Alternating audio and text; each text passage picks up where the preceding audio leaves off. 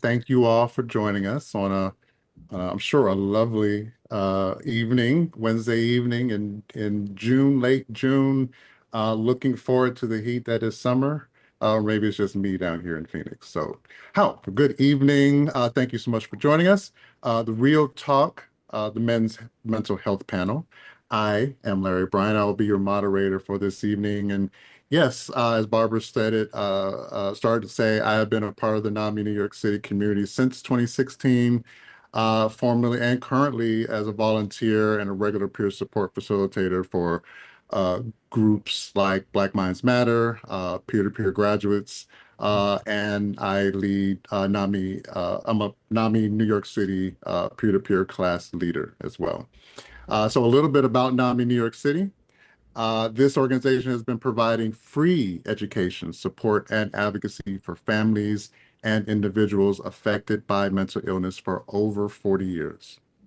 Our programs are always free, confidential, and open to anyone who needs them. For those living with mental health challenges and family members, we offer classes, a helpline, and support groups, and so much more. So today I am joined by our four amazing panelists.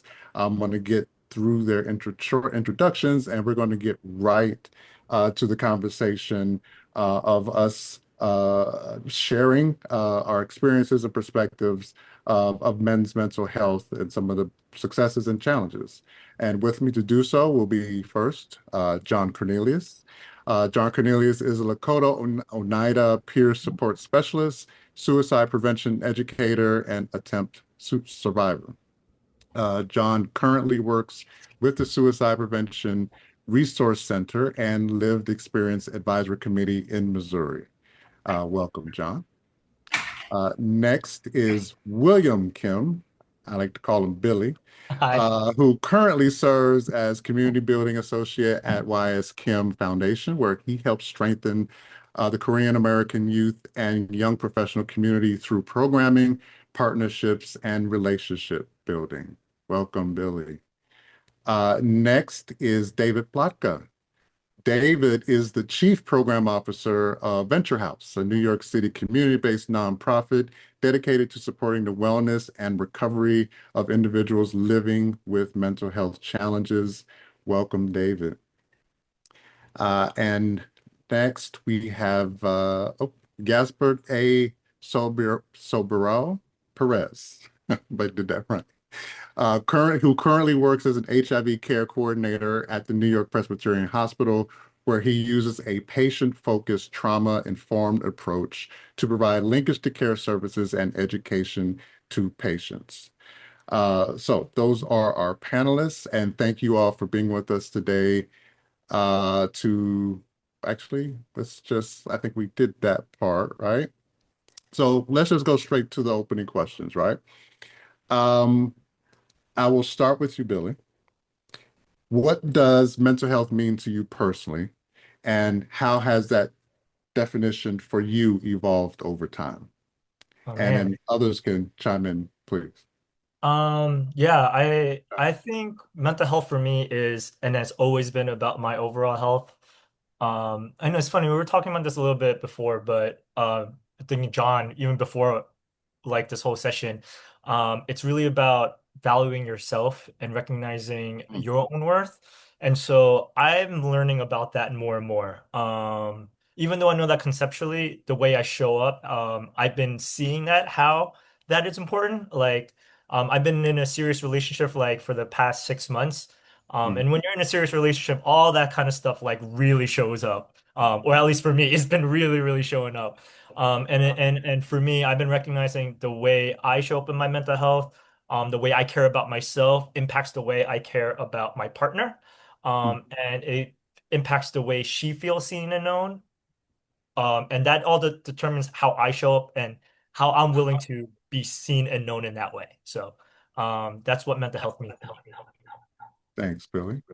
John, David, Yasbert, any thoughts? Uh, Billy, you just said something that stuck with me, and it's about entering relationships and navigating mental health. Because when I started in my relationship, that's when really mental health started playing a picture. Because when I was by myself, mental health to me meant just making sure my emotions are regulated, that I'm expressing them, that I'm feeling good within myself. But it wasn't until I got into a serious relationship where I started seeing, okay, my mental health is more than just regulating my emotions, is how my mental health is doing, how my emotional health is doing, how is my well-being overall? Like, am I being too angsty? Am I being anxious? And it really put into perspective that sometimes my mental health does not only affect me, but it can also affect those around me as well. Right. On that note, what do you, from all of your perspectives, I know John and Dave, we haven't heard from you yet. What feels most misunderstood? What's most overlooked? What's the hardest thing to translate when you talk about mental health? When you hear the phrase mental health? Go So, go yeah, ahead, go ahead. David. No, you got it. So I think for me, I don't know, and maybe this is different from, maybe a generation ago. I think when I think of men's mental health, I think today you hear more about men being, encouraged to share their feelings and talk about their problems. It's still not, omnipresent, but I think, compared to when I was younger, I think you hear about that more. You hear about that message. Hmm. There's not as much of an overt stigma. With that said, you know, they always say the distance from the head to the heart is really the longest journey. So I even though that's part of the message that society gives, I really don't believe that there are sufficient spaces where these conversations can take place. So while part of the message is share your feelings, the place where safe and nurturing conversations for men can take place, is limited. And I think as a result, a lot of us, a lot of men, sometimes myself included, still suffer in silence. Mm, I think we act out rather than sharing our problems with others, yeah, due to the stigma that, is there, or the lack of access to these spaces. yeah. That suffering silence can be both loud and destructive as well. Mhm. Go ahead, John. You were going to say. Oh yeah, no, I was going to say, early in my recovery, I took a mechanics approach to my mental health because I had been a mechanic for so long, and when I after my first attempt and survival of my first attempt, I had to take a real hard look at my life and what was going on. So I started looking at what was going on like a mechanic, right? My body's the machine. What's happening? Where is it, misfiring? Where is it malfunctioning? And what's causing that? And so diving into myself, to look at those things and how that evolved over the years, uh, and I started approaching it like that with other men. Let's look at it like a mechanic would. When the car, when the thing comes into the shop, you pop the hood, what's going on?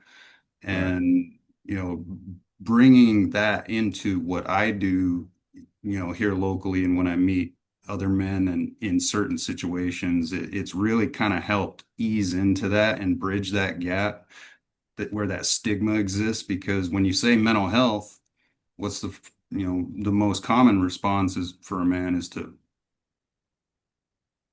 no, let's talk about it in terms that you know men are comfortable talking about. Right. All right. Thank you, everyone, for your input, for your perspectives. Just well, thinking about just messaging, right? And messaging and masculinity. How have traditional messages about masculine strength influence how people across different gender identities both experience pain and ask for help? Like, what is it about these kind of enduring messages that influence how we see or seek masculine strength? Let's start with Yasbert. This question took me back when I was growing up because I Yeah. grew up in a generation that talks about mental health, Hmm. But my parents grew up in a generation where mental health was not talked. I am Puerto Rican born and raised, so add in my culture as well. Latin communities in Puerto Rico usually don't talk about mental health. So it was interesting growing up in an environment that was telling me my mental health wasn't a priority and didn't talk about it, where my peers, my age, or people that I was trying to get help from were actually encouraging me to talk about. So I had to find out what being strong really meant, and hearing these contradicting messages of men don't cry and men bear it all from my family and my dad in specific, and then hearing from other peers my age or other people that were trying to help me that it's okay to talk about your problems, to seek support, to get the help you need. It definitely shaped my perspective on how I seek support, how I approach what is called strength in terms of being a man, and how to show strength as well. Well, absolutely. And as soon as you said, like, most boys and men aren't taught mental health, it's fair to say that none of us are actually taught how to be men either. And that education usually comes from our family or the people, the images and the messaging that's closest to us, is most consistently with us, and that's largely our family, our community. And that imprint leaves something with us, which then filters whatever or how we want to or choose to receive that messaging from other sources, whether it's commercials, whether it's, outside of our communities, whether it's from providers. How, so it all kind of starts there. But that's probably the one question of how we're taught how to be a man, how to identify ourselves as men, as young men, helps to kind of adapt that lens as well. Any thoughts, Billy, John, David, on Yeah. messaging? Yeah. Yeah, no, exactly. I very similar in that way, coming from an Asian American background, Korean background, like we didn't believe in mental health at all. And even though growing up, like same, like learning about the importance of your emotional ecology or your emotional development or mental development in that way. But to model that was so impossible. I still feel like even with the wealth of knowledge or even process that I'm going through, I still default to how my family and my brothers emulated their emotions, which was either apathy or anger. Those were the two extremes, nothing more, nothing less, and there was nothing in between. And so like I fight or I'm still navigating through those the process of like, oh no, I can like express like vulnerability of sadness, of grief, and still show up and still feel like, oh yeah, no, I'm still a man in that way, and show up in strength and resilience, Mhm. even in spite of like, expressing those different kinds of emotions. So I'm with you in that, and I'm like still on the journey figuring that all out. I think we all are. Uh, So John, yeah, go ahead, yeah, Dave. this is interesting. So I took to the internet for this for a little support, if you will. So Okay. according to the National Institute of Mental Health (NIMH), traditional messages around masculine strength promote stoicism, emotional suppression, and extreme self-reliance. These norms making experiencing pain and asking for help highly stigmatized, and they influence how people of various gender identities navigate these experiences, often leading to internal distress, delayed care, or expressing symptoms as anger. I mean, this certainly resonates for me. I mean, I come from, perhaps more of a culture, just my background where I grew up. Again, I feel like the messaging, at least the overt messaging, was to, share your feelings, share your pain. Came from a middle class white Jewish background where, at least on the surface, that is valued. But I don't, again, as I said earlier, what is said explicitly, and the expectations, implicitly, I don't think are always congruous, congruent. The message that I received, the real message I received is, yes, share your feelings, but not too much. Yes, we want to hear from you, but, at the end of the day, shut up, do your job, be responsible, suck it up, and be a man. So my guess is, that's the message that a fair amount of men receive. Leaving folks to feel lonely, misunderstood, and sometimes dealing with symptoms that they don't really understand. Right.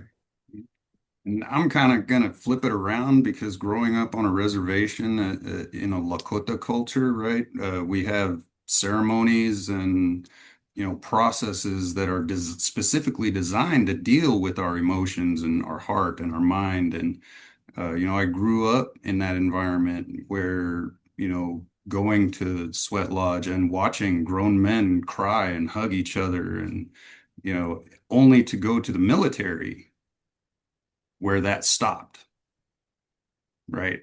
Then it became just carry it, do it without complaining. And then going into law enforcement after that, very similar. So mine is kind of the opposite. I started off with the tools and the ceremonies and the things that I needed to help show me what being a man was. For a Lakota, a Kichita is the highest honor a man can attain. And modern language would say soldier or warrior, but it's more than that. It's a provider, protector, recognizing that there are people just as important to me, that I don't exist without the elders. I don't exist without the women. I don't exist without the children. So only to be thrust into modern, society and have them say, no, that doesn't work. Yeah, John, I just want to jump in. Thanks for sharing that. For me, not being, from a Native American background or culture, but, I have been in some spaces, some healing spaces that have adopted some of those values, techniques, tools, if you will.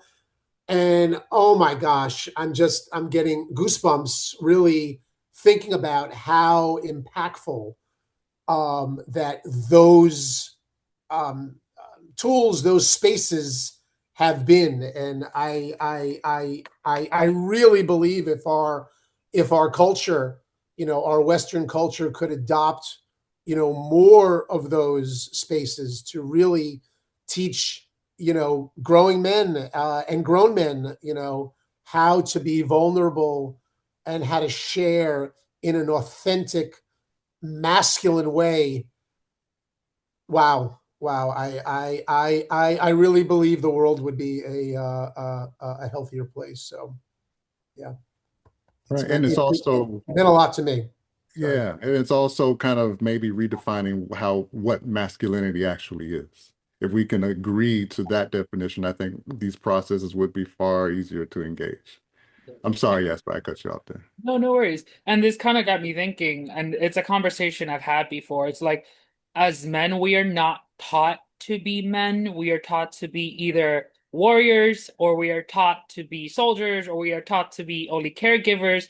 We are not taught that we can be more than just a strong front-facing person. We can be emotional, we can be vulnerable, we can be loving, and still be strong enough to protect our people, and still be strong enough to stand strong in what we believe in. So it got me thinking, because I see a lot on TV about messaging about being men and men are strong, and all the conversations that we're having, but nobody really takes the time to start the conversation of what it means to really be a man that is mentally and emotionally within himself. Yeah, interesting. I said this in my head and I kind of blew my own mind, but as a man, I was not taught just to be myself. I was taught to be all the things you just listed, all the other things. And if I had deficiencies, if I had what was perceived as a quote unquote weakness, don't let that show. Don't tell anyone that. Be something else. So just being ourselves sometimes is the challenge, or identifying who we are to be ourselves is the challenge. So from a provider or from a clinical perspective, we see the suppression. We see how what masking or what the silent symptoms are in our communities, whether it's we're treating them, whether we know them, whether they're in our inner circles. how do they show up? Like, how do you identify those silent symptoms, those masking elements in men around you as they are themselves navigating their stress, their anxiety, their mental health status? John? I think coming from a veteran perspective here, when I go into these peer environments with other veterans and I see, the shirt, right? They got the grunt style shirt on, they got the 300 Spartan helmet tattoo, and they portray, they come in with that on, right? Hmm. And this is who I am. And then, 10 minutes later, we're all sitting around crying with each other. And, it's that the persona, right? Like I have to show everybody out here that I am this guy, or, I'm not good enough. And whether that's stigma or self-talk or people around them that, depend on that version of them. Hmm. And I see in those environments where, if you give a guy 5 minutes of safety, Hmm. they'll show you who they really are. Absolutely. And we have to learn to listen too, right? That's the safety. Hey, Yeah, I'm here with you. right. We have to identify those signs. Right. Any of our other panelists want to chime in on signs that they see in men who are sometimes clouded by culture, uh, religious, personal beliefs, relationships, their distance from you. The less you know them, sometimes they're less li or the closer to you rather, they're less likely to show, you know, through that force field. I know in my family circle, um, sometimes, when we all show up in collective spaces, we're all on our best behavior because we know there's a certain amount of time that we can hold our breaths before things, start to release. And so I have that, at least I know in my brain, I have that. Um, any of you, Dave, I see you've unmuted there. Yeah, there's there's the detachment, and there's sort of the stiff upper lip. Hmm. I think also men, we channel our behavior into overworking. I certainly do that. Um, we while while exercise and having avocations, following sports, can be healthy. I think that we also some of us can overindulge, whether it's overexertion, in physical activities, or Hmm. over involvement in you know perhaps following sports. That can go with other signs and symptoms as well. Explosiveness, drinking, substance Yeah. abuse. So Wait, and Larry, yeah, you hit it with the religious thing part, and over identifying, and David really kind of took it home there, over identifying with anything other than me. Right. Right. And is in religious circles, my formal education is in religion. And,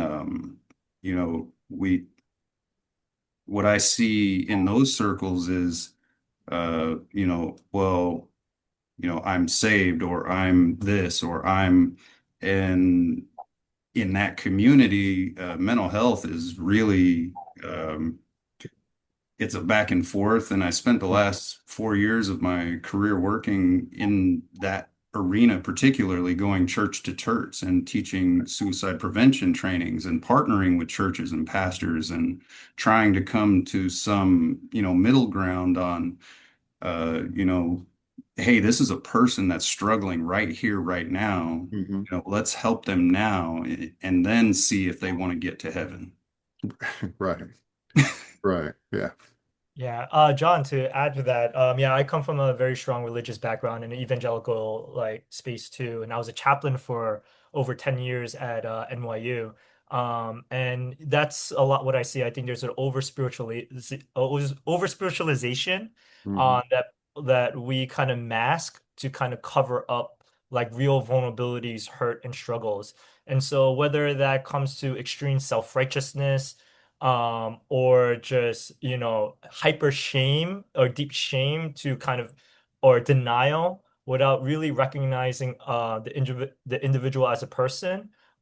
It's us as a complex human beings in our brokenness, but also in our strengths as well. And I think that kind of gets lost, and our strength gets lost because we exaggerate the two sides. Yes, we can definitely blow some things up. Um, but I would say this as well.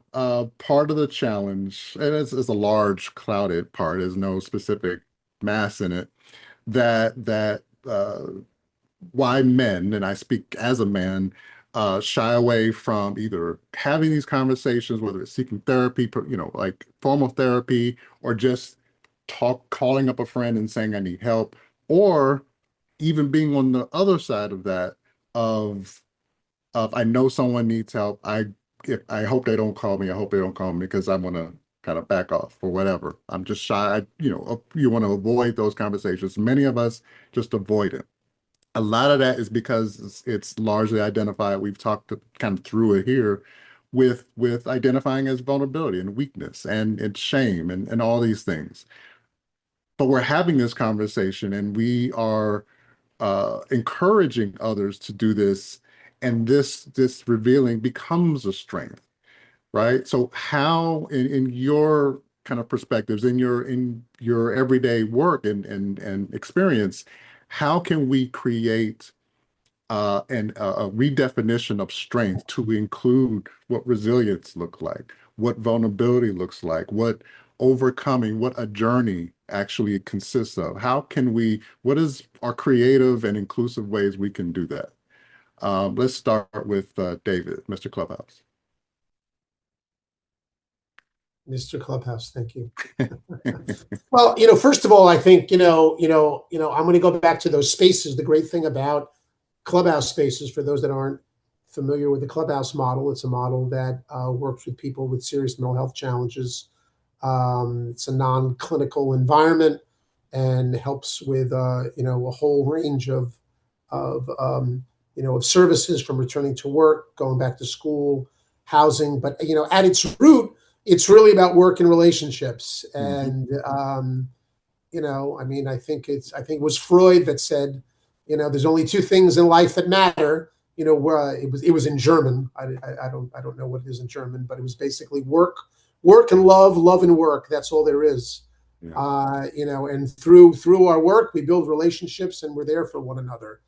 And the nice thing about a Clubhouse environment is that it's normalizing. It's very normalizing. We're working together. We're cooking, we're cleaning, we're meeting, we're doing administrative tasks, and we're there, and people are talking, people are chatting. So I think we need to normalize that it's okay for men to seek out support, um, um, in general, but specifically from other men. I think that it's very important for men to heal other men. I'm going to go back to what John was talking about. In his culture, normalizing the sweat lodge experiencing, normalizing, transitions through life where men are there for one another. Beyond just being there at a ball game or drinking a beer. That's fine and well and good, but it's not teaching people, it's not giving people the tools to be vulnerable and sharing. And I think that's what's needed. Unfortunately, I think we've got a ways to go. I think we have our work cut out for that. Absolutely. I Yes. think David just touched on something that I resonate with, and it's the definition of normalizing it. And the Mm, way I like to compare mental health, I suffer from depression. When I get a depressive episode, I can be hard on myself, but sometimes I tell myself, it's not my fault if I get a cold. It's not my fault if I get a depressive episode. And I treat it the same way I would treat a physical illness, and it helps me normalize it in my mind. And then if I normalize it within myself, I can help other people normalize it. Hey, you're going through a tough time. I know you didn't choose to be sick with your mental health right now, the same way you wouldn't choose to have a cold or to have other physical illness. So once we start normalizing that mental health and physical health can be treated and can be something that we can look forward to get better at, mhm. that we can start talking about redefining those terms that include strength and being a man. Absolutely. Thank you so much for sharing that. And it kind of reminds me, I neglected to introducing myself to say I also live with depression and anxiety. Being involved with NAMI has helped me, personally, have these conversations out loud. And every time I have them, it feels fresh and new because of the shared experience with others. Also, being an HIV survivor of 40 plus years, having those conversations and with communities with long-term survivors is empowering because it's shared experiences, and those, along with those vulnerabilities, help to provide a kind of a welcoming atmosphere that others hopefully want to gravitate towards or recreate themselves. So thank you so much for sharing that. Okay, we'll move to I want to kind of shift the conversations a little bit to include to focus on a personal journey and turning points in recovery, turning points in mental health decisions, I guess you could say, experiences. So from your experience, all of your experiences, what has been the biggest challenges to seeking support or treatment specifically related to your mental health challenge? And also, what was the tipping point that made you feel that this time, not the rest of them were okay. It just snuck up on me, but there was the one time that was like, nope, I need to get help, and this is today. I need to do it. So, share your experiences of, what were the challenges of seeking support? What were your own barriers, you know, self created or otherwise? And what finally kind of was that tipping point that said, I don't care what's in front of me, I need to go get help. Does anyone want to Uh, jump yeah. So early on in my recovery for like the first, I'd say 3.5 years, it was pretty self-directed and working. I started reading books about depression, anxiety, PTSD, in? neuroplasticity, what's my brain doing, why am I having these cravings, and why are these habits so hard to break, right?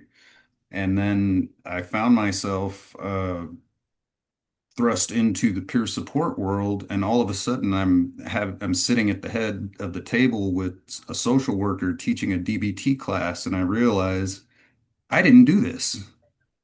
I didn't go through this. So I approached it like instead of a teacher, as somebody going through it, and I did the homework.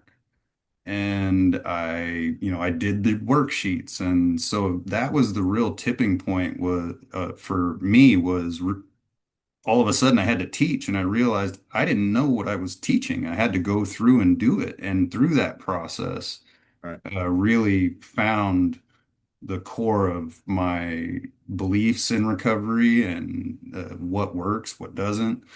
And so that was a real tipping point for me. Was all of a sudden I was a teacher. Hmm. There you go.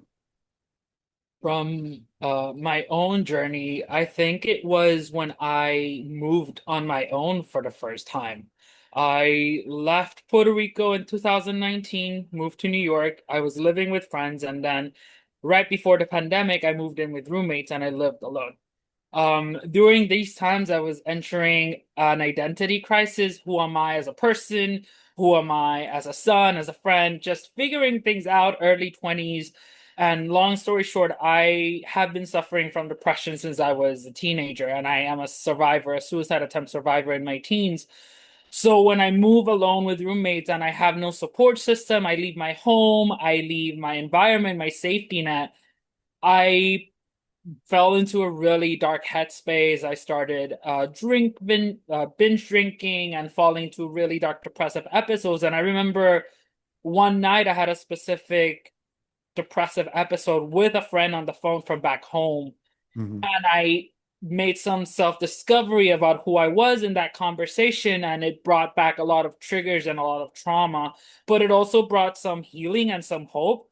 And it was that conversation with that friend thousands of miles away that helped me understand, okay, I've been through this before and I know I need to do something. And it was that conversation about accepting myself Mhm. that was the tipping point of I need help. And I think it was talked here earlier about how important it is to find yourself. And it Yeah. wasn't until I found or until I got the curiosity to find out who I was that triggered that healing journey. Because it's still a journey to figure out who I am, but it was when I got that curiosity and that friend that was there that helped me understand me a little bit better. That's when I went like, okay, I'm going through something. I can't do this alone. Let me get the help I need.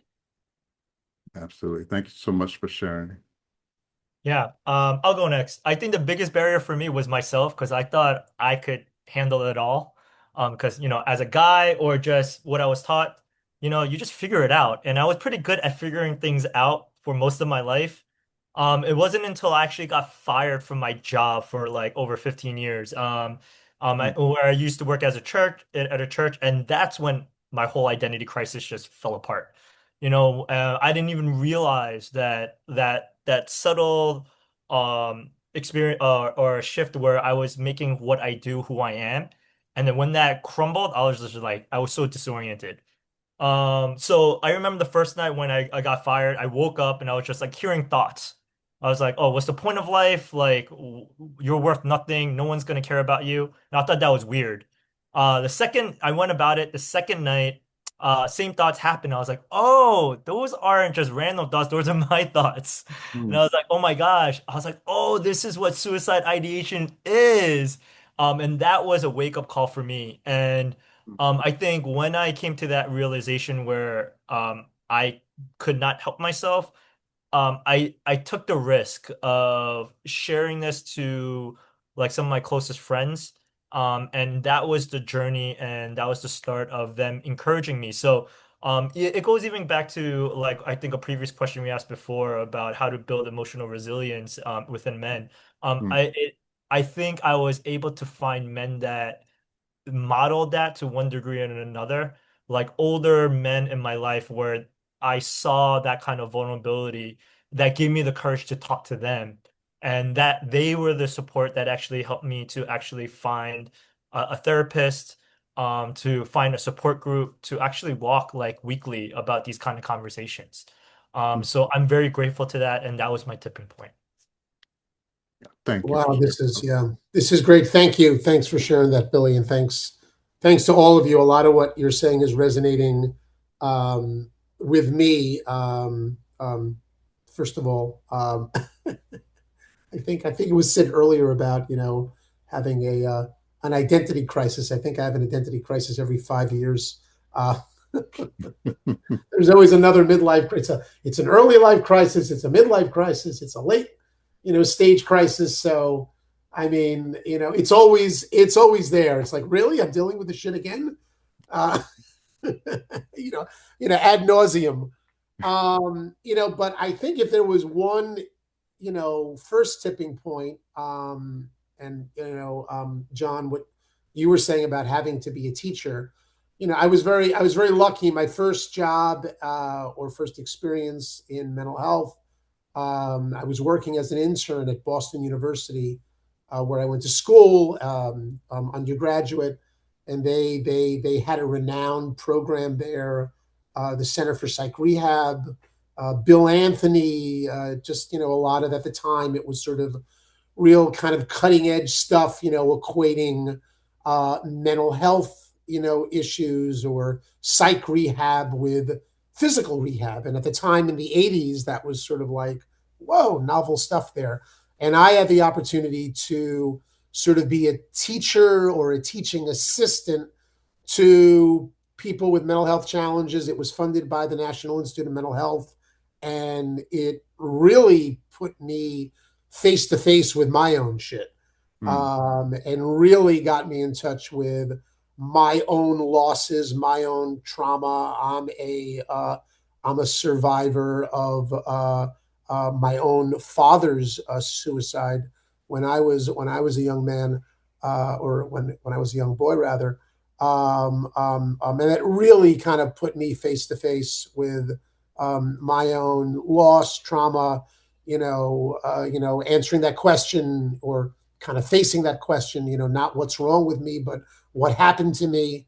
And it really helped me get, more in touch with myself and, hopefully an ability to help others. Also, coming back to the clubhouse environment, again, you were saying earlier, Larry, about, you feel bad for uh, providers because we have to kind of keep things, you know, um, kind of tucked in. And yes, there's limits, there's boundaries. It's all about the members that I'm working with. It's not about me, but I'm so fortunate. I feel so blessed that I work in a clubhouse environment where I can appropriately use myself in my work. Yeah. And it's such a supportive, sharing environment that it just gives me hope. Again, when I go to work, as a director, as a chief program officer, it's not about me, but being in that environment, it's so healing, it's so helpful, that it can't help but help me and give me hope for myself and others. Yeah. Yeah. Thank you, David, for bringing that up. And in all of your answers, you all mention either mentors, entities, kind of gatekeepers that help provide support and guidance along your relative journeys.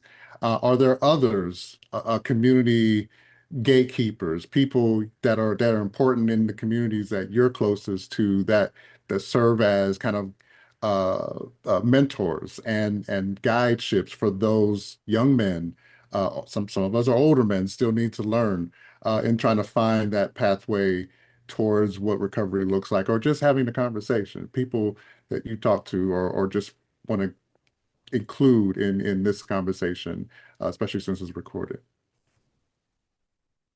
I mean, I'll go first. I mean, I remember back in social work school, they told us to look at sort of the echo map of the Mm, client, the entire support system. And when people feel as though they have no one and they're alone, if you challenge people and you ask the right questions, there's few of us that are truly alone. There's people out there. There's connection. There's family. Even if people are cut off, there's family members. There's that auntie. There's that uncle. mhm. There's friends. There's peers. There's doctors. There's other service providers. I heard people mentioning clergy. There's that. There's coworkers. I know for me, I heard someone talk about kind of seeking out people that were older. For me, mentors, particularly at work, supervisors, particularly male supervisors, reaching out, taking a risk, making myself vulnerable, really, really paid dividends for me, and really, really helped me in my healing journey, both professionally and personally. Thanks, David. And going as far as mentors and like the first person that really mentored me in my recovery, I was 3 weeks clean from meth. I had the itch. I had the address for the meeting. I just happened to go, I went instead of using. And that night there was a guy talking, and he said 41 years of sobriety, and my brain said he's an expert. Hmm. and I invited him to dinner, and he gave me what I have since called the two golden rules of recovery. Stop BSing yourself and show up every day, no matter what. And that's what I started with. And from there, I added a rule to that. I said I wouldn't look for a mentor. I wouldn't consider somebody a mentor unless they had twice the sobriety recovery time as me. And now I'm sitting at 16 years. And so, I'm looking for another person with 40 plus years of recovery or more to take advice from, because if I'm getting advice from somebody that's where in the same spot I am, yeah, that's great and everything to be connected like that, but to get that advanced knowledge, right, from somebody that's walked the road, somebody that's been down that path already, that can have that shoulder, right? Because they've already carried the weight. Yeah. And so I've taken that and just implemented it in my recovery. And, I've been so blessed to have several people in that category throughout my recovery. Thanks, John. Yeah, and I want to put a emphasis on peers, on anyone support from a peer. Lived experience is hugely valuable, and that includes family member lived experience as a supporter. Sharing that lived experience, support, educating one another on how to support, on when to be there, on how best to be there, on when not to be there.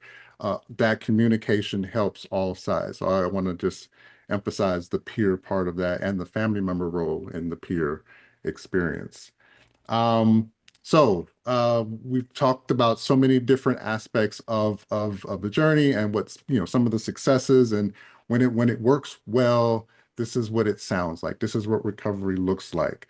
But beyond the internal challenge, the want to the get there, the showing up, what are some of the largest barriers, external barriers like cost, cultural disconnect, stigma, provider shortage, service shortage, that keep men from being in the support room, if you will, whether that means treatment, whether it means counseling, support groups, any aspect of a therapeutic space to share.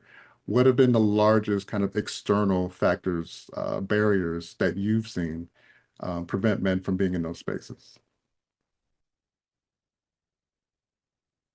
John, go ahead, Oh, yes. Yasbert, Oh, you were first. oh yeah, thank you.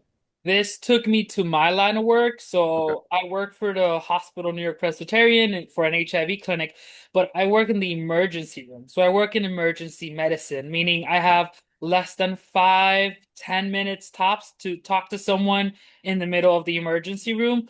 So what I see is that struggle that sometimes men come to find support. Unfortunately, the emergency room, as hectic as it is, may not be able to provide the support, but it just takes one person. And I see there's a lack of resources for that one person to be in that setting. Sometimes it's just me talking to the patient. Sometimes it's me talking to 15, 20 different people in a week. And I am just one individual in this person's life. So I see there's a lack of providers in emergency room settings. There's a lack of accessibility for mental health in hospital care. And unfortunately, from my own experience, a lot of the men that I encounter do come to emergency room settings before they go to a nonprofit, before they go to a mental health outpatient setting. And there's not support services in hospitals and Right. emergency room setting to provide the necessary emergent mental health that is needed. So I see that as a big barrier to care, as a big Mhm. barrier to staying in care as well. Yes, yes. And I see Michael put in the chat, funding is a big barrier, huge barrier. Sometimes a discourager when funding is not just low on funds, but like very unlikely to be funded, then the effort to even try it just doesn't sometimes exist. So thank you for sharing that, Jasper and Michael. John, you got something? Oh, I was just gonna, funding is a huge thing. And, coming from a reservation and living out in, out in the country, as it were, I'm really lucky. I have 15 mental health agencies in a 50-mile radius Hmm. that I can choose from, right? But my friends on the reservation, the closest one has a 18-month waiting period, and the next closest one doesn't serve the reservation, and they have to drive 2.5 hours to get to it, Right. and they don't have a car. Right. So depending on, where we're at, and my reservation isn't the only one that's like that. I went to conference a few years ago, and they were talking about suicide statistics among people groups, right? Populations. They got to the Native American slide, and the red line way up here and the national average way down here. Right. And, the presenter said, we attribute these numbers to addiction. Click, change the slide. Mm.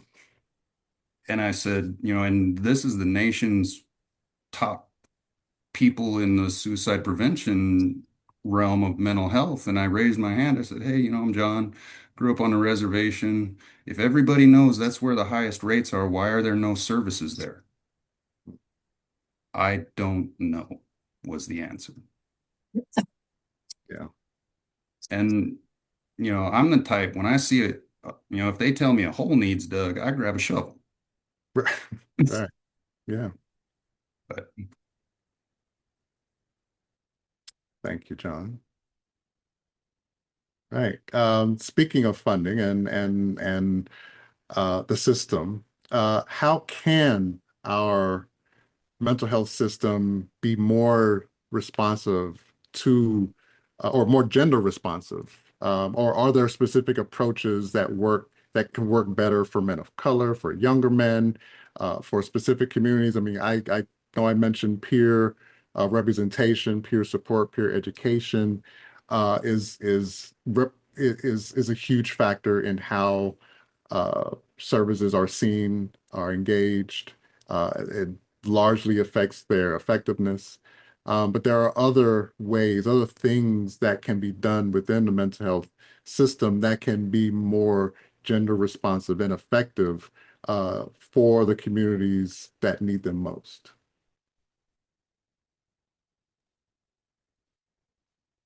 Go ahead, David. I think access is key. Hmm. I really do. I think again that we're siloed. I think outreach is so important. You Can, know, can I can I can I clarify access? Define access. you know, I mean, we just heard what my colleague John was saying there. I mean, the fact that you have to, in some communities, you have to drive 2.5 hours to see a therapist. Yeah. Where people might not have access, online. I just think that is, that's abysmal. I also think there's access in terms of, I'm going to get back to stigma. Yeah. How people think about interacting with mental health. Where are traditional men's spaces, right? Sporting events, right? Bars, maybe barber shops, right? Maybe we need to rethink about how we reach men and how we reach out. I mean, I think that society, as I started my talk, an hour ago with the first question, I think that we have come a long way and things are better. If I listen to my local sports radio, station, or if I'm listening to, a top 40 station, there are hosts, male hosts that are talking about mental health. We do have celebrities, and sports stars that are talking, more about mental health than they did. So I think that there is hope. I think this is a moment, post COVID, when Pandora's box has been opened. where society is more receptive to these things. I look at my son, a 24-year-old man, and his peers, and while there's still male behavior, and people are not necessarily, guys will be guys. There's more acceptance around talking about mental health when I listen to the young colleagues who I supervise at work in the clubhouse. That there is much less shame than there was certainly when I was coming up. So, Thank you for sharing that, David. Yeah, I was going to add more, but I want to make sure we stay on time. Before I get to this next question, I want to encourage. Well, first of all, thank you for everyone who is still in the audience. We are looking forward to your questions and just thoughts in a few minutes. So if you have questions, you can put it in the chat or start thinking about them, and then we'll get to those in a few minutes. But to all of our panelists. If there is someone, a man, watching tonight, listening tonight, or maybe one day, a month from now, on the recorded version floating on Facebook or YouTube, uh, and he feels overwhelmed, he feels vulnerable, he feels his tipping point is happening in that moment. What is one actionable first step that you would define for him, whether it's clinical or personal, that he can take in that moment that you would recommend? Billy, let's start with you. Well, I would first say that he's not alone. You're not alone. We see you. I think that's very important. I think that's us just doing this thing is a reality of that. And I would say an actionable step is just text or call somebody, just anyone that remotely just take that one step, and it'll make a difference. And even if you think you don't know anyone, you definitely have NAMI. I think this is why NAMI exists. We were here to show up in that way. So I would say those two things. Yes, this is why NAMI exists. This is why we all exist. Yeah.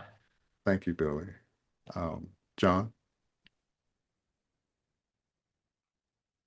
I would start by saying the world looks better with you in it. And take a leap of faith. Because I tell people, I've not worn those shoes, but somebody has walked that road. Reach out, find someone that you trust, that you love, that you care about, because that feeling is probably reciprocal, right? So start there. Thank you, John. Yasbert? I think we need to internalize that it's okay to stop, pause, take a deep breath, and find the help that we need. Something that sticks with me is that the world won't stop or explode if I decide to seek out for help. So finding just one person that I can talk to, and just because I find that person doesn't mean I'm immediately gonna reach out for help. Sometimes it takes a little bit of time. Maybe you draft the message but don't send it. Maybe you just identify that person and you build up the strength to talk to them. It's a journey. It takes time. There's no rush to get better. It's about finding that support system. So take a breather, take it slow, and find that person that can support you. Thank you for that, Yasbert. And David? So the Clubhouse world was started by a group of ex-patients at Rockland Psychiatric Center in about 60 miles, 50 miles north of New York City. They were discharged patients, and they met on the steps of the New York Public Library. And they were a support group that was called WANA, We Are Not Alone. And that always resonates with me. And I heard Billy saying that earlier. And you're not alone. And that's what I would tell people. Everything that my colleagues have said resonates with me. Reach out, take that first step. I would say to the person, is it hard? Yes. Is it hard? Yes, it's hard. But as John said, the world is a better place without you. I mean, the world is a better place with you. I'm sorry. Oh, that's awful. The We'll edit world, that out. yes, We'll edit edit that that. part. Yes, the world is a much better place with you. Right. It's okay to laugh, right? Right. We got every sense of humor. But it's true. It's true. Mhm. Take that step, reach out. Yeah. And I mean, when we're comfortable, there's a sigh of relief almost when we are in these spaces, and I feel it. And this is again not just a plug for NAMI, but when I'm in a virtual space in one of the support groups, there is a kind of a like, whew, I'm. It's like being in a mental health sauna or Yeah. or or Ooh, salon. nice. Just like I feel all of a sudden gravity is a little lighter. I feel hope. I feel kind of a deeper, freer breath when I'm in a space like that. And those spaces kind of give me hope around how we have these conversations about not just men's mental health, but men's health. Um, is there anything specific, in addition to this conversation and many more like this, that give you help or about how we talk about men's health, who's a part of these conversations, and what are the actual like measurable outcomes that come from these conversations? It's great for all of us to get together. Hey, we could do this every month, have great conversations, but if we're not building something from it, then why are we meeting? So, what gives you hope about the future of these conversations regarding men's health? And then we'll go to questions from our audience. Anyone want to jump in before I call someone's name? I'll start. There you go. Um, I think what gives me hope is that we have seen a shift, a generational shift in the way we're approaching these topics. Mhm. Back from my own experience, from my dad telling me don't cry, to my peers, my age and younger generations telling me it's okay to cry, it's okay to feel your feels, it's okay to seek support. So it gives me hope that there's talk about it. I don't know if my generation will be the one to see that change, but I know the change started. I know we're talking about these things. We're talking about taking care of your mental health, your emotional health, that it encompasses you as a person. So I'm very happy that I get to see these conversations brought to the table Mm. by people my age, by people younger than me, by mentors that are older than me. So I'm glad that not only the younger generations are talking about it, but also generations that went before me are also seeing the need to talk about these things, and they're also learning and adapting. So it gives me hope to see that as a whole, as a society, we are evolving. Yes, yes. And to piggyback on that, I've seen the biggest hope I've seen largely is centered in many of the HIV and aging spaces, where you see young people, largely inclusive spaces of young people who are not just a part of the conversation, but leading the discussion, planning the meetings, building those virtual and real life bridges around the country, around the world, that hopefully encourage younger people a more inclusive voices, collective voices that are a part of this conversation as well. So both as a peer, as a supporter, however you identify yourself, a professional, I that you hit the core of it, and I just was inspired to add that. So thank you, John. You wanna share your hope?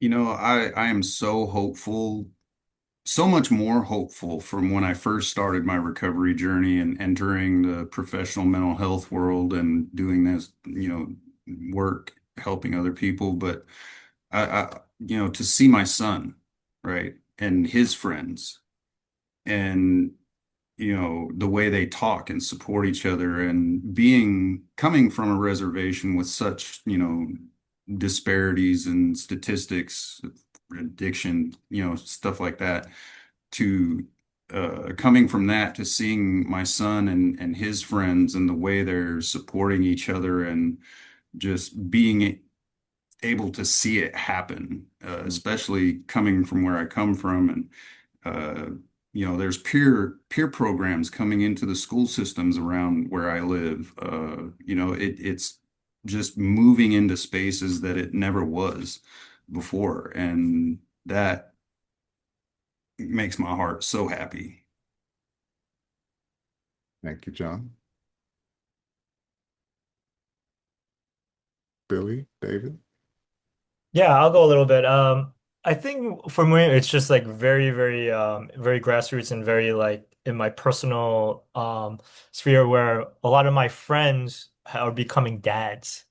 And as they're becoming dads, they were like, we were just having conversations, and they were just like, yeah, I want to be a dad that's like present for my kid. I want to be a dad that could help my son articulate his emotions, the things that I had didn't learn myself. And so I kind of I'm recognizing that, especially in the Asian American community, where we're asking those questions, that the tools that we never received. And even though we still don't have the full toolkit, we want to learn, we want to grow, and we want to expand to empower the next generation, and see them thrive and flourish. And I think that mentality, that desire for us to want to be uncomfortable and be better for the sake of others, Mhm. gives me hope. Thank you for that, Billy. And David. Wow, yeah, a lot of wisdom on this panel. I'm not sure if I can add more than that. Yeah, I think, like Billy said, it's let's be better, right? We're better than the last generation was. We want to pay it forward. Um, I certainly resonate, or it resonates with me what Billy said about wanting to be present for my children, and being with fathers who want to be present for their children and be good role models. Um, and I think there is hope.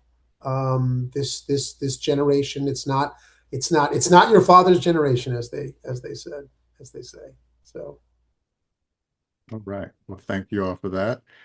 So now I want to reintroduce the NAMI New York City Education and Outreach Manager, Barbara Espinoza, who will lead the Q&A from our audience. Barbara, do we have any questions? I see one in particular in chat, or I saw it earlier. I know we're going to get to that at some point. Yeah, But I will follow your lead. sure. So the first one that came in was from Jan. I hope I'm saying your name correctly, pronouncing your name correctly. And the question is, curious what others think about AI. They said that after doing therapy for over 10 years, they found it easier and cheaper to access ChatGPT and Claude for support. However, they do still see a psychiatrist and will for the rest of their life because of their diagnosis. Anyone want to chime in on that?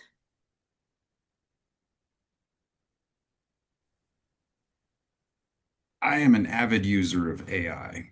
Now, I let me be cautious here. Um, because of my training and things like that, I'm very peculiar about how I ask questions and how I dive into topics with AI, right? And I will always go from that to a human and say, well, th this came up and sparked my curiosity, and uh, in a in that sense, it does help me expand my thoughts, sometimes on because I might say something a certain way with a certain attitude, and oddly enough, you can call it whatever you want, voodoo or whatever, it comes back with multiple pathways through a certain topic, right? You can add, and you can program it. You can say, hey, talk to me like a coach, or talk to me like, a friend, and but maintaining that line, right? Hmm. Maintaining the line. This is just to expand the thoughts I'm already having, right? I'm not going looking for advice. I'm looking for a clearer picture of what's going on up here and how to word it better.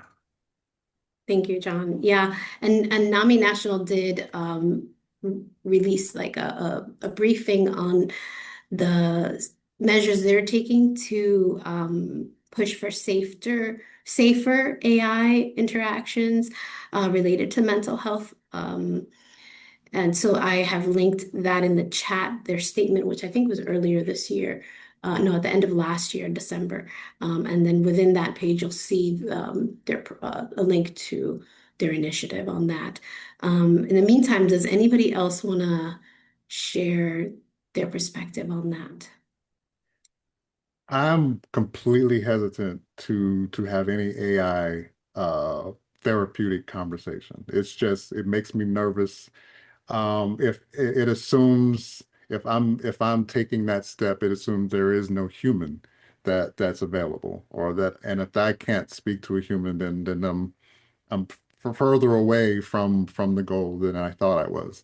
It maybe because of my age, my generation, it's something that just makes me feel very uncomfortable. Um, I don't know, for lack of a better phrase, talking to a robot. Um, but I understand how it helps some people and how it's AI and kind of smart uh, uh, therapeutic tools can be useful. I'm not saying that no one should use them. I'm just kind of expressing my own discomfort and just freaked outness, I guess if that's a word, that I am about putting my mental health resume or disclosure into the hands of Alexa. Thank you, Larry. Yep. I can see that. And just as a reminder, obviously there's many different resources out there Yeah. to speak to someone. There's 988, there's our helpline, there's different types of orgs that you can reach out to 24/7 if you need to speak to someone, that we can definitely continue to share in the chat. But I just will see if Billy, Yasbert, or David have any additional feelings on that. Yeah, I'll go real quick. I think I mean a tool is a tool. You could use it for how you want to use it. Kind of like fire. You could focus it to help, or it could be incredibly destructive.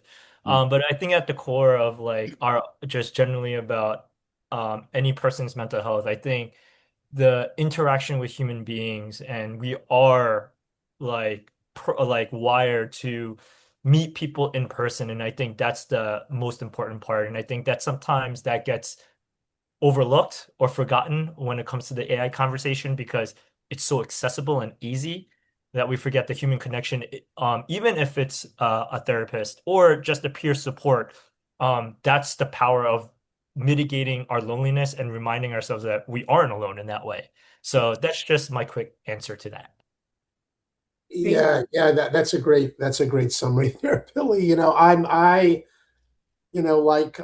Larry, I'm old school here, so it's a tool, AI, and I don't doubt that it's not helpful um, um, to folks that are in crisis. I have my own bias. I even have my own bias about um, virtual therapy. I want to meet people, in person. I want to talk human to human. I think the jury's still out a little bit. I think this is all very new technology. Yeah. And I think we have to see where it's going, but I think we need to proceed with caution. It's a Thank tool, you. though. It's a tool that could be helpful. Yeah. Great. I will, Jasper, did you want to add anything to that? Yeah, just something quickly. The way I see this tool is like I see any other tool, and I think Billy made a big important comparison to me, like fire. A tool is gonna help us the way we use it, but a tool still needs a human interaction with it. A tool is just a tool. It needs some humanity. While it isn't a useful tool, I understand it's impactful and people will use it. It's already there. It's not saying don't use it. It's saying how can you use it safely to support you. But when it comes to issues like mental health, I do think it's important to have that human to human component as well. Thank you. I'm going to jump right to the next question. I think I got everyone on that one. This question is from Angela. She shares that one thing she didn't hear talked about was the role of female partners. What was the role, sorry, about much, what the role of female partners have been played in bringing men to therapy spaces, when decreasing stigma. How should the cultural impatience with men's healing and harm to women be addressed? Um, and I'll just also add, how can the women in your lives help support you? So, yeah, anyone want to jump on any of those answers?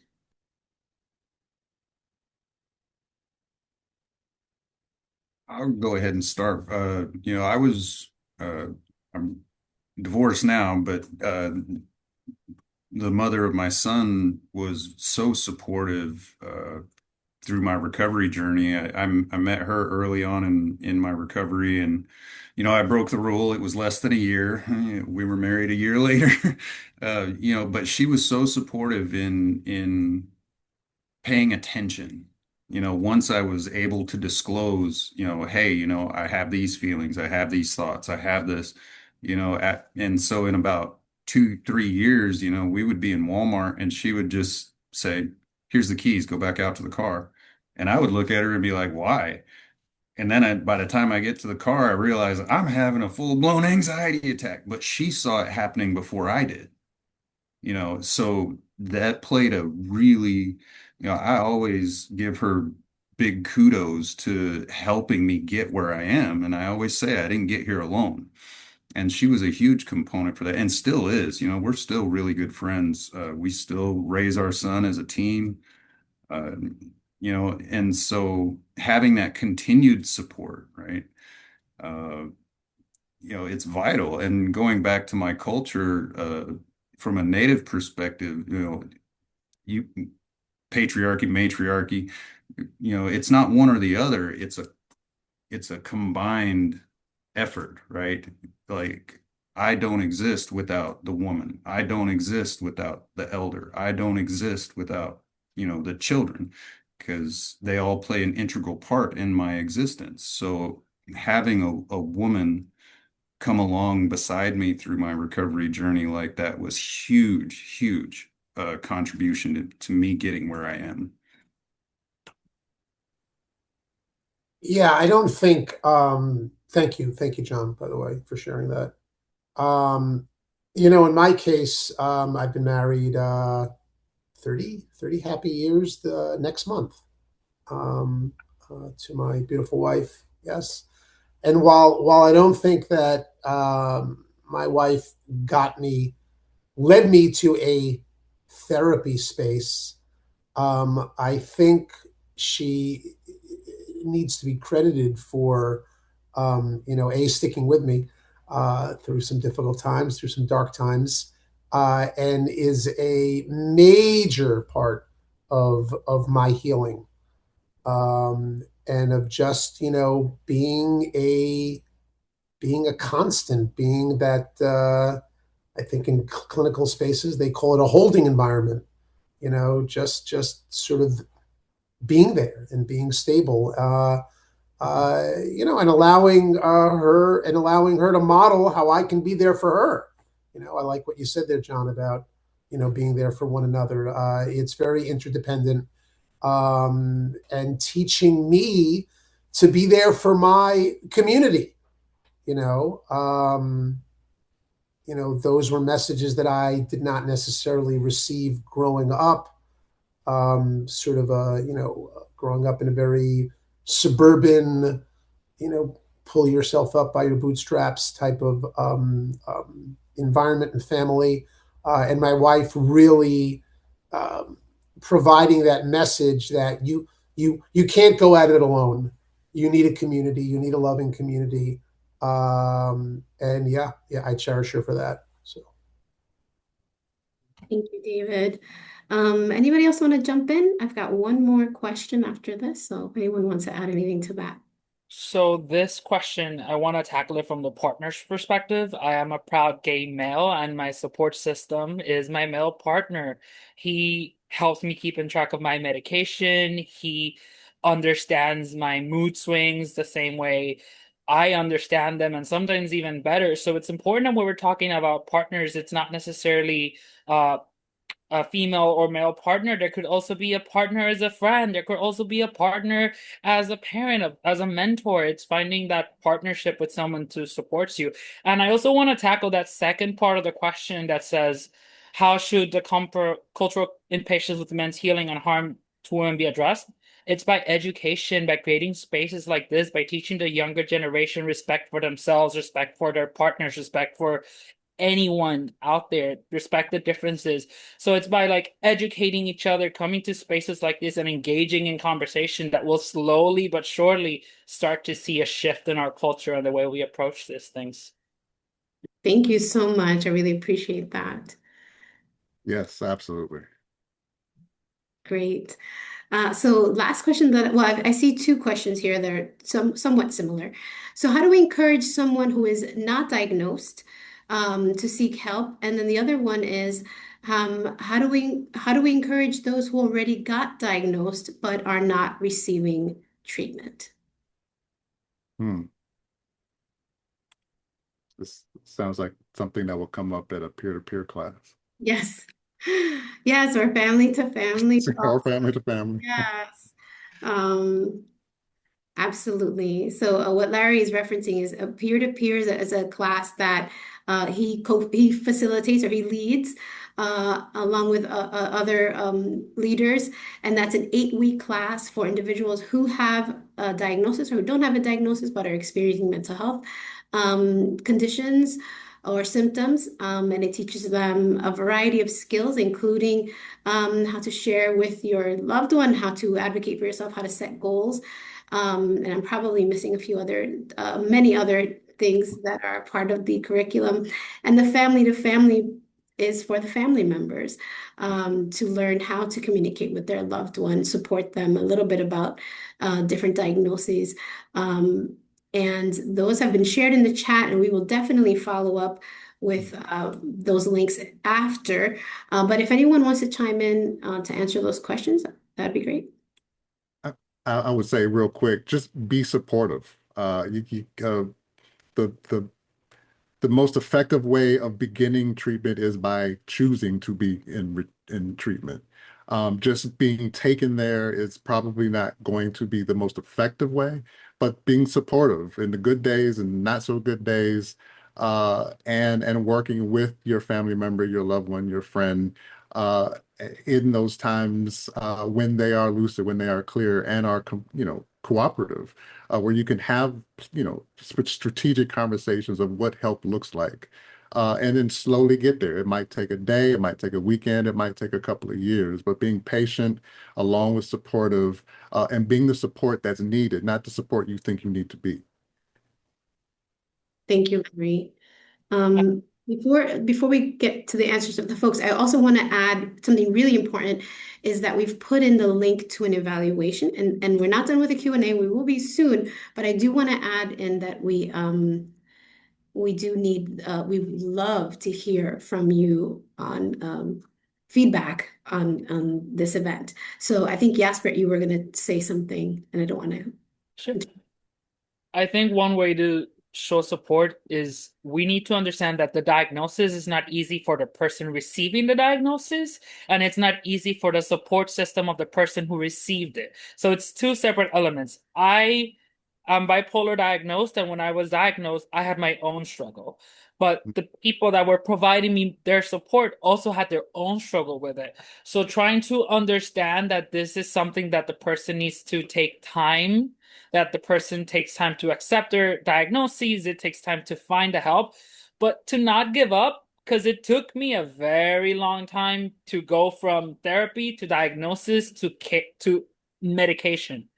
It took me like 3 to 3 years and a half, but there was always someone at my corner. So being that voice that doesn't give up, but also understands that sometimes I might need some time to process, I might need some space, also helped me in my journey. So that's something that I always tell people is like support understand where they're coming from, understand yourself, and also give the time for things to flow. Thank you, Yasbert. That's very true. I just wanted to kind of put a period on that and then just, remind them that, hey, it took X amount of time to get where you are, right? And that didn't happen overnight. And this new step and new path you're taking won't happen overnight either.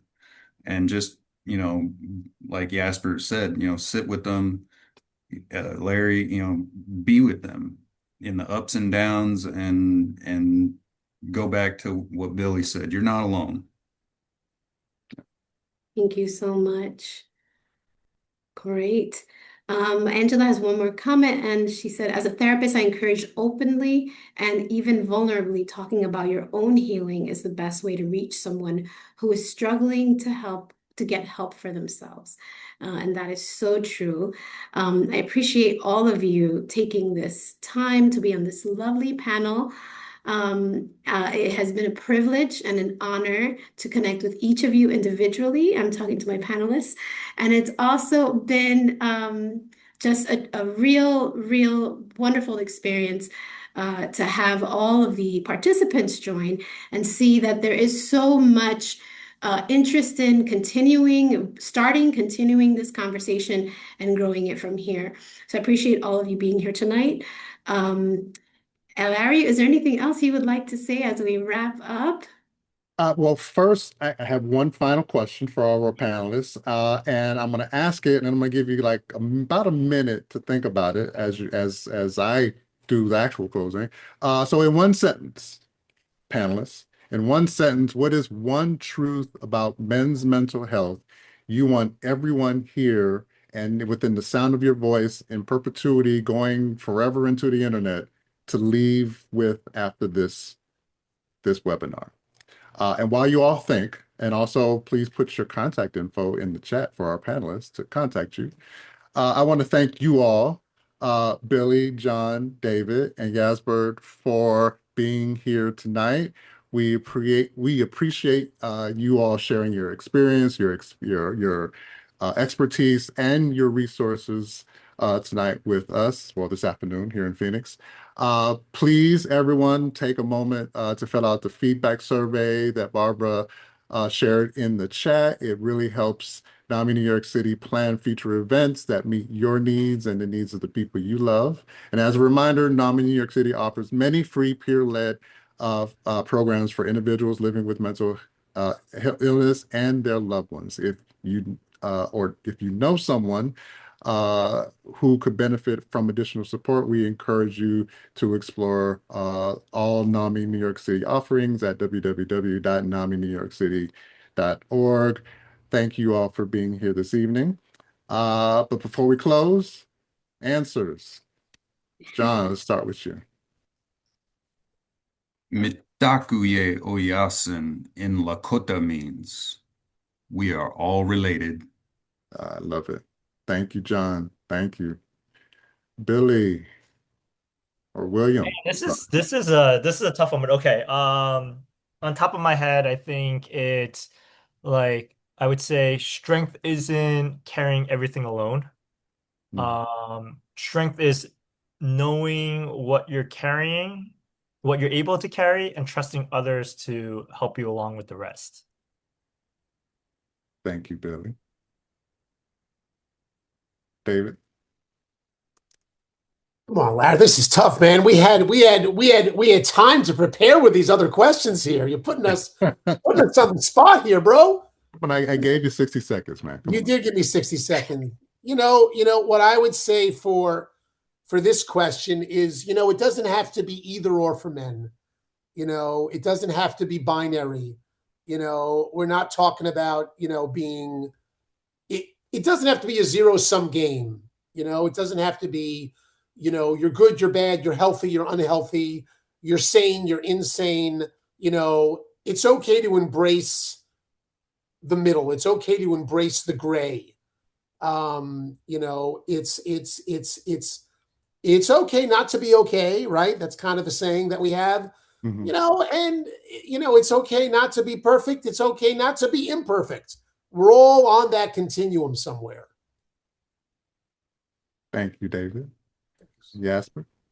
I think there's beauty in being vulnerable. There's something really special when you get to feel your emotions and you're able to share them with others. So take time, feel them, and be vulnerable with yourself and with others. There's beauty in that as well.